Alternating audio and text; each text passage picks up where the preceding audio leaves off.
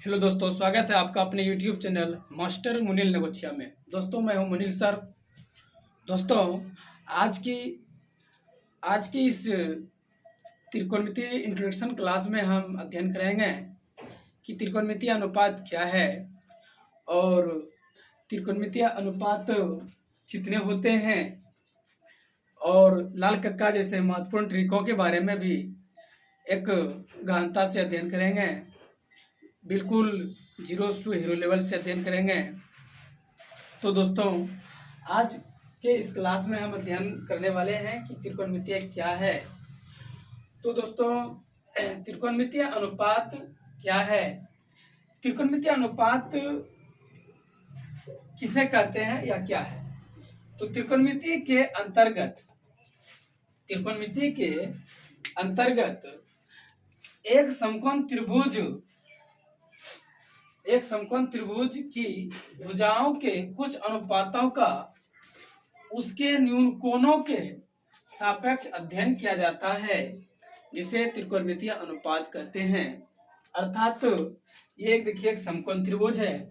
इस समकोण त्रिभुज का यूज हम त्रिकोणमिति के अंतर्गत करते हैं और इस समकोण त्रिभुज में हम इस न्यून कोणों का अध्ययन करते हैं। न्यून कोणों के सापेक्ष यानी न्यून कोणों के द्वारा जो है हिसाब बनाया जाता है ना। न्यून कोणों के द्वारा जो है फॉर्मूला को जो है उपयोग किया जाता है, हिसाब बनाया जाता है। इसमें साइन कोस टेन का प्रयोग करके जो है हिसाब बनाया जाता है, जिसे हम त्रिकोणमितीय अनुपात कहते हैं। एक बार और बता देना चाहेंगे कि त्रिकोणमितीय अनुपात क्या है। त्रिकोणमिति के अंतर्गत एक समकोण त्रिभुज की भुजाओं के कुछ अनुपातों का उसके न्यून कोणों के सापेक्ष अध्ययन किया जाता है, जिसे त्रिकोणमितीय अनुपात कहते हैं। अब हम जानेंगे त्रिकोणमितीय अनुपात कितने होते हैं। तो त्रिकोणमितीय अनुपात दोस्तों 6 होता है, जिसमें है sine A, cos A, tan A, cot A, sec A और कोसेक ए। तो ये सभी के सभी त्रिकोणमितीय अनुपात है, जिसकी कुल संख्या 6 होता है। ये त्रिकोणमितीय अनुपातों की संख्या कुल 6 होता है। आगे जानेंगे त्रिकोणमितीय अनुपात। त्रिकोणमिति का पिता जो है किसे कहा जाता है? तो त्रिकोणमिति का पिता दोस्तों हिप्पार्कस को कहा जाता है। हिप्पार्कस ने ही जो है त्रिकोणमिति को सबसे पहले यूज किया था, इसका प्रयोग किया था, इसीलिए हिप्पार्कस को त्रिकोणमिति का पिता कहा जाता है। तो दोस्तों, आगे हम लाल कक्का जैसे महत्वपूर्ण ट्रिकों के बारे में अध्ययन करेंगे। तो चलिए लाल कक्का जैसे महत्वपूर्ण ट्रिक के बारे में बताते हैं। तो दोस्तों, लाल कक्का जैसा महत्वपूर्ण ट्रिक जो है, लाल कक्का जैसे जो महत्वपूर्ण ट्रिक जो है, उसका प्रयोग करके उसको याद रख के जो है हम त्रिकोणमिति के एक्सरसाइज 8.1 को अपने मुट्ठी में रख सकते हैं। लाल कक्का जैसे महत्वपूर्ण ट्रिक बहुत ही कारगर है और ये विद्यार्थी को जो है दिमाग में यूं छप जाता है। ट्रिक है लाल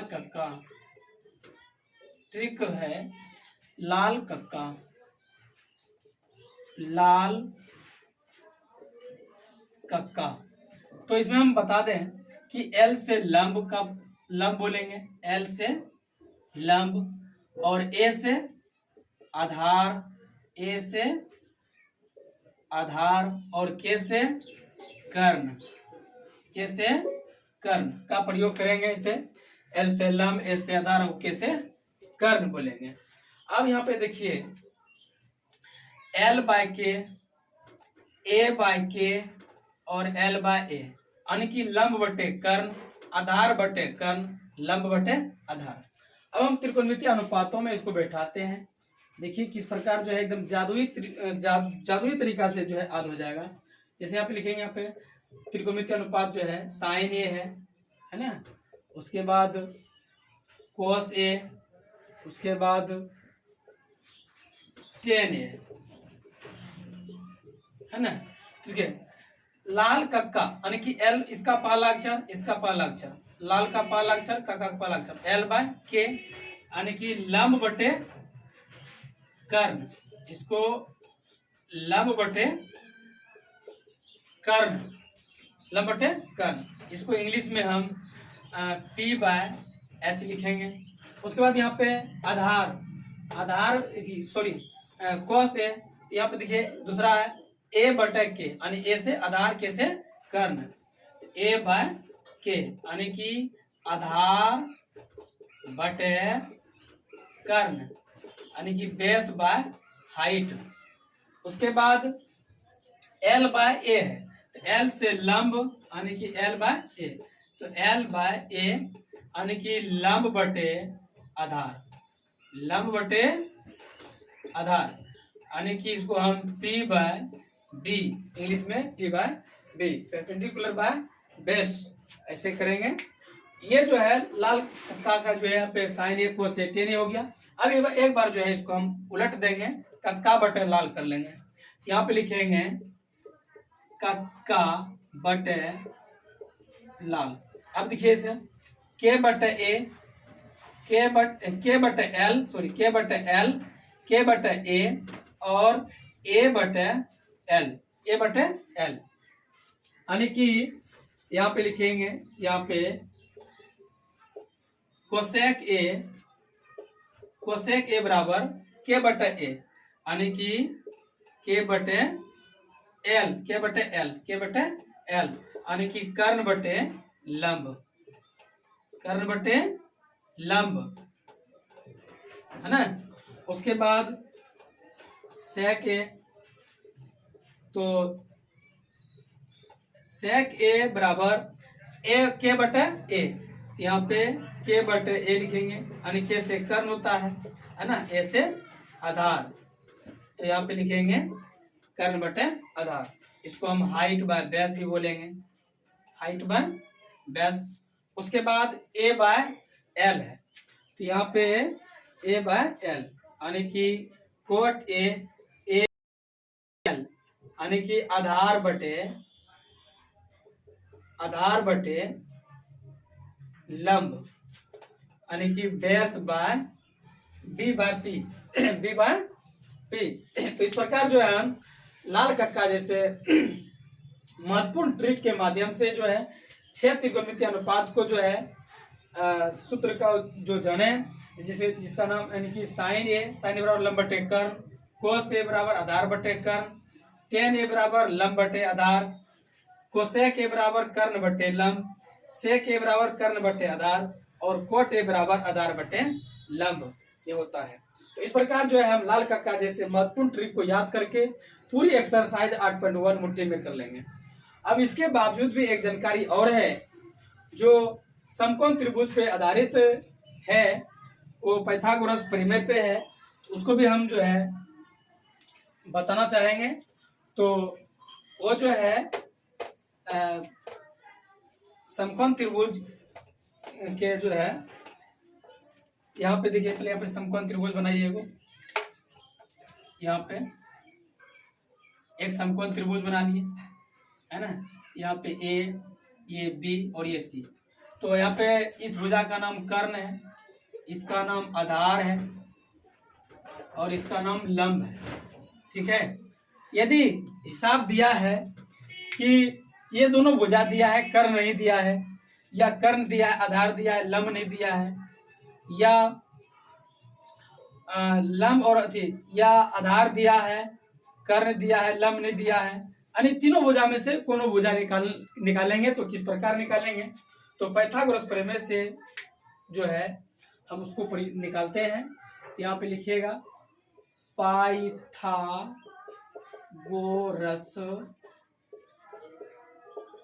प्रमेय से।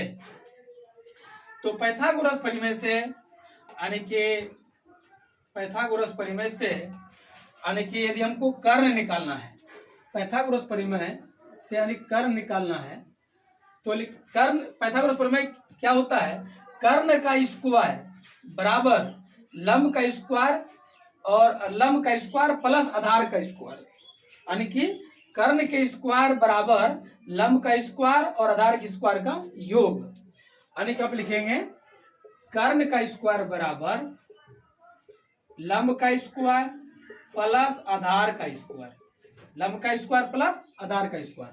अब यहाँ पे लिखेंगे कर्ण बराबर, इसका स्क्वायर उठ जाएगा तो यहाँ पे क्या आ जाएगा रूट, तो रूट आ जाएगा। तो यहाँ पे लिखेंगे लंब स्क्वायर प्लस आधार स्क्वायर, लंब स्क्वायर प्लस आधार स्क्वायर। तो इस प्रकार जो है हम कर्ण का फॉर्मूला, कर्ण बैठा के कर्ण को निकाल सकते हैं।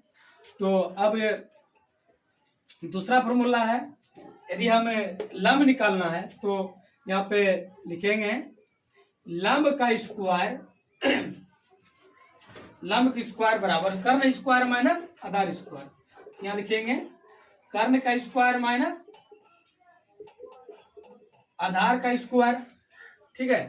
तो लिखेंगे लंब बराबर, दूसरा फॉर्मूला है, तो यहाँ पे लंब बराबर रूट अंदर, स्क्वायर उठ जाएगा तो यहाँ पे रूट आ जाएगा, ठीक है। तो यहाँ पे लिखेंगे कर्ण का स्क्वायर माइनस आधार का स्क्वायर, कर्ण का स्क्वायर माइनस आधार का स्क्वायर, ठीक है। अब यहाँ पे हमको आधार भी निकालना है, तो यहाँ पे लिखेंगे आधार का स्क्वायर बराबर कर्ण का स्क्वायर माइनस लंब का स्क्वायर। तो यहाँ पे कर्ण का स्क्वायर माइनस लंब का स्क्वायर, तो यहाँ पे लिखेंगे आधार बराबर रूट अंदर, इसका रूट जाएगा तो यहाँ पे रूट आ जाएगा।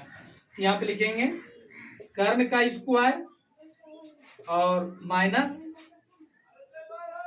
लंब का स्क्वायर। तो इस प्रकार हमें जो है तीनों भुजा जो है, यदि हमको कर्ण निकालना है तो कर्ण बराबर फॉर्मूला बैठा के यूज करके निकालेंगे। यदि लंब निकालना है तो लंब बराबर फॉर्मूला बैठा के जो है यूज करके हम निकालेंगे। इस प्रकार ये आधार निकालना है तो आधार बराबर फॉर्मूला बैठा के जो है हम आपको आधार निकाल के जो है तीनों भुजा मालूम करके जो है हम आपको जो है आगे बना सकते हैं। तो अब हम जो है एक बात और समझाना चाहेंगे, जिसको समझे बगैर जो है आप एक्सरसाइज 8.1 बनाने में दिक्कत होगी, तो हम उसको भी समझाना चाहेंगे, तब तक आप इसे नोट कर लीजिए। तो अब जो है हम कुछ बात समझाना चाहेंगे जो कि समझाना बहुत जरूरी है त्रिकोणमिति के अंतर्गत, उसको समझे बगैर जो है हम हिसाब को जो है सही से नहीं बना सकते हैं। तो चलिए हम उसे भी जो है समझा लेते हैं। इस चैप्टर का जो है लास्ट बात, इंट्रोडक्शन का लास्ट बातें हैं। तो सबसे पहले हम अध्ययन कर रहे हैं त्रिकोणमिति के अंतर्गत समकोण त्रिभुज। तो सबसे पहले हम समकोण त्रिभुज बनाएंगे यहाँ पे, ठीक है। तो इस समकोण त्रिभुज से हम परिचित हैं, है ना। ये 90 डिग्री है, ये न्यून कोण है ना, और ये तीन भुजाएं हैं, ये बी सी और ए सी। तो इस भुजा का जो नाम है, इस भुजा का नाम कर्ण है, और इस भुजा का नाम बीसी भुजा का नाम आधार है, और ए बी भुजा का नाम जो है लंब है। तो सिंपली हमको पता है कि त्रिभुज है और त्रिभुज में तीन भुजा है, और तीनों भुजा के जो नाम है, इसका लंब है, इसका आधार है, इसका कर्ण है। चलिए इतना समझ गए। अब दूसरी बात, एक और त्रिभुज बनाइए, ठीक है, एक और त्रिभुज बनाइए। उसके बाद यहाँ पे ए, ये बी और ये सी। तो इसमें जो है ये जो कर्ण है, और ये कर्ण पहले बता दें, ये कर्ण जो है फिक्स रहता है, ये चेंज नहीं होता है, हटता नहीं है, ये फिक्स रहता है। बोला हम तो यही रहेंगे, है ना, जिदिया है ये, और ये जो है हटता नहीं है, चेंज नहीं होता है। उसके बाद अब हम त्रिकोणमिति अनुपात में पढ़े कि त्रिकोणमिति में जो है समकोण त्रिभुज के, त्रिकोणमिति के अंतर्गत जो है समकोण त्रिभुज में न्यून कोणों के सापेक्ष अध्ययन करते हैं। तो हम न्यून कोणों के सापेक्ष अध्ययन करते हैं। तो इसमें न्यून कोण क्या है, ए है, सी है, बी तो समकोण है। तो न्यून कोण के सापेक्ष यदि हम थीटा ए को मानेंगे, तो इसके अनुसार इसके अनुसार लंब ये होगा, है ना, सम्मुख भुजा लंब होगा। इसके अनुसार कोण ए के अनुसार सम्मुख भुजा लंब होगा और सटा हुआ भुजा आधार होगा। इसके सामने वाला भुजा, कोण ए के सामने वाला भुजा लंब होगा और सामने वाला भुजा क्या होता है? सम्मुख भुजा होता है। क्या होता है? सम्मुख भुजा, और सम्मुख भुजा लंब होता है। कोण ए के सामने वाला भुजा, अब देखिएगा, कोण ए के सामने भुजा लंब, और जो भुजा सटा हुआ है थीटा से, है ना, ये होता है संलग्न भुजा। क्या होता है? संलग्न भुजा होता है। और संलग्न भुजा को आधार, क्या होता है? आधार होता है। संलग्न भुजा आधार होता है। ठीक है, ये हो गया कोण ए की बात, है ना। अभी देखिए यहाँ पे लंब था, है ना, और ये आधार था, ये कर्ण था। अब जब यहाँ पे थीटा कोण ए की बात कर रहे हैं तो ये तो फिक्स है, हटेगा नहीं, चेंज होगा नहीं। यदि थीटा चेंज होगा तो लंब और आधार भी चेंज होगा। यदि थीटा चेंज होगा तो लंब और आधार भी चेंज होगा। तो थीटा यदि हम ए को लेंगे तो इसके सामने वाला भुजा लंब होगा और इसके सटा हुआ भुजा आधार होगा। जो सटा भुजा को हम बोलते हैं संलग्न भुजा, इसका आधार होता है। और सम्मुख भुजा यानी सामने वाला भुजा होता है सम्मुख भुजा, जो लंब होता है। अब एक त्रिभुज और बनाते हैं, है ना, एक त्रिभुज और बनाते हैं। देखिए यहाँ पे ए, ये बी और ये सी, ये तो हमको पता है, ये कर्ण जो है फिक्स है, ये चेंज नहीं होता है ना। अभी हम थीटा ए का अध्ययन कर रहे थे, अब हम थीटा सी का अध्ययन करेंगे। यदि कोण सी को लेंगे तो इसके अनुसार लंब और आधार कौन होगा? तो इसके अनुसार, जैसे कि कोण ए के सामने वाला भुजा लंब हुआ तो कोण सी के सामने वाला भुजा भी लंब होगा। इसका सम्मुख भुजा यानी इसका सामने वाला भुजा, तो इसका हो जाएगा सम्मुख भुजा। ये कोण सी के सम्मुख भुजा ये हो जाएगा। तो यहाँ पे लिखिएगा सम्मुख भुजा, और सम्मुख भुजा क्या होता है? लंब होता है। सम्मुख भुजा क्या होता है? लंब। और थीटा से सटा भुजा कौन है? ये बी सी, तो ये हो जाएगा संलग्न भुजा। ये हो जाएगा संलग्न भुजा। और संलग्न भुजा क्या होता है? आधार। संलग्न भुजा क्या होता है? आधार होता है। संलग्न भुजा आधार होता है। यानी कि जब हम कोण ए की बात करें, इसके सामने वाला भुजा लंब और इसके सटा हुआ भुजा आधार। यदि कोण सी की बात करें तो इसके सामने वाला भुजा लंब और इससे सटा हुआ भुजा आधार होता है। तो ये सभी बातें जो है एक्सरसाइज 8.1 में जो है 8.1 का जो बेसिक था, जो हम आज समझाएं, और इन सभी बातों को याद रखिएगा। तो एक्सरसाइज 8.1 जो है आपकी मुट्ठी में होंगे। और एक बात हमेशा याद रखिएगा, यदि थीटा चेंज होगा तो लंब और आधार भी चेंज होगा, कर्ण फिक्स रहता रहेगा। और थीटा चेंज होगा तो लंब और आधार भी चेंज होगा। ए के अनुसार लंब ये होगा, आधार ये होगा। सी के अनुसार इसका लंब ये होगा, आधार ये होगा, और कर्ण तो है फिक्स रहता है। तो आज के वीडियो में इतना ही। अगले दिन जो है एक्सरसाइज 8.1 जल्द ही लेके उपस्थित होंगे। तो ये मेरा वीडियो कैसा लगा कमेंट में जरूर बताइएगा, और हमारे इस चैनल के छोटे से चैनल के हिस्सा बनने के लिए हमारे चैनल को सब्सक्राइब जरूर कीजिएगा। धन्यवाद।